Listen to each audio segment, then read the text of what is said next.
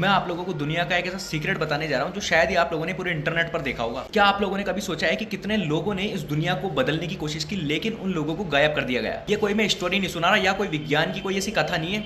ये एक बहुत सारे साइंटिस्ट है, उनके इन्वेंशन की एक सच्ची कहानी है। जिस वैज्ञानिक ने हमें पेट्रोल से मुक्त करने का तरीका खोजा, उस वैज्ञानिक ने कोशिश करते हुए अपनी जान दे दी। पहले थे निकोला टेस्ला। वो पूरी दुनिया को मुफ्त ऊर्जा यानी फ्री एनर्जी देना चाहते थे, बिना तारों के, बिना प्रदूषण के और बिना कारपोरेट कंट्रोल के। लेकिन दुनिया ने उन्हें बर्बाद कर दिया, डॉक्यूमेंट्स दस्तावेज सारे गायब कर दिए और उनकी प्रयोगशाला बैन कर दी यानी बंद कर दी। दूसरे थे स्टैनली मेयर, जिन्होंने पानी से चलने वाली कार का इंजन बनाया। 1980 के दशक में उन्होंने एक दावा किया थी कि उन्होंने पानी से चलने वाला एक कार का इंजन बनाया जो पूरी तरीके से पानी से चलता है। इसको उन्होंने नाम दिया वाटर फ्यूल सेल, ईंधन सेल, जो हाइड्रोजन और ऑक्सीजन को अलग करता था। लेकिन जिस दिन उन्होंने एक इंटरनेशनल कॉन्ट्रैक्ट पर हस्ताक्षर कर रहे थे, साइन कर रहे थे, उस दिन उन्होंने कुछ पिया और अपना गला घोटते हुए बोले कि मुझे झेड़ दिया जा रहा है। तो इस तरीके से उनकी रहस्यमय तरीके से मौत हो गई। उसके बाद में आते हैं रुडोल्फ डीजल, जिसके बारे में तो आप सभी जानते होंगे। रुडोल्फ डीजल जर्मनी के प्रसिद्ध इंजीनियर थे। इनकी खोज के आधार पर ही इंजन बना था। अपने नाम के इंजन के आविष्कारक यानी साइंटिस्ट ये चाहते थे कि ये वनस्पति तेल से चले, पेट्रोल से नहीं। लेकिन वे किसी एक मीटिंग के लिए एक जहाज पर चढ़े थे। तो जहाज पर चढ़ने के बाद में ऐसी कॉन्स्पिरेंसी थ्योरी बताई जाती है कि जिस जहाज पर वो चढ़े थे वहां से गिरकर उनकी मौत हो गई। लेकिन जब उनकी डेड बॉडी मिलती है तो उनकी डेड बॉडी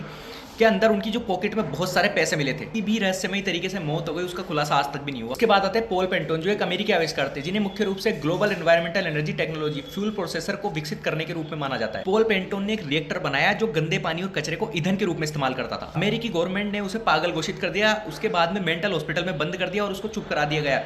उसके बाद उनके सारे आविष्कार, जो भी उन्होंने इन्वेंशन किया था, उसको बंद कर दिया, उनकी प्रयोगशालाएं बंद कर दी। उसके बाद में आते हैं जॉन केनजियस, जिनको हेनरी हर्ट्ज भी बोला जाता है, जिन्होंने रेडियो तरंगों की खोज की थी। उन्होंने रेडियो तरंगों का उपयोग करके खारे पानी को जलाने में सफलता पाई। उन्होंने समुद्र से आग पैदा की, लेकिन किसी रहस्यमय तरीके से कैंसर से भी उनकी मौत हो गई और आज तक उसका खुलासा नहीं हुआ। क्या इनकी मौत एक साजिश थी या फिर इनको भी किसी रहस्यमय तरीके से किसी के लिए मार दिया गया? इस दुनिया के अंदर कोई नया आविष्कार होता है तो उन लोगों को या तो किसी रहस्यमय तरीके से मार दिया जाता है या फिर वो खुद ही किसी रहस्यमय तरीके से मर जाते हैं।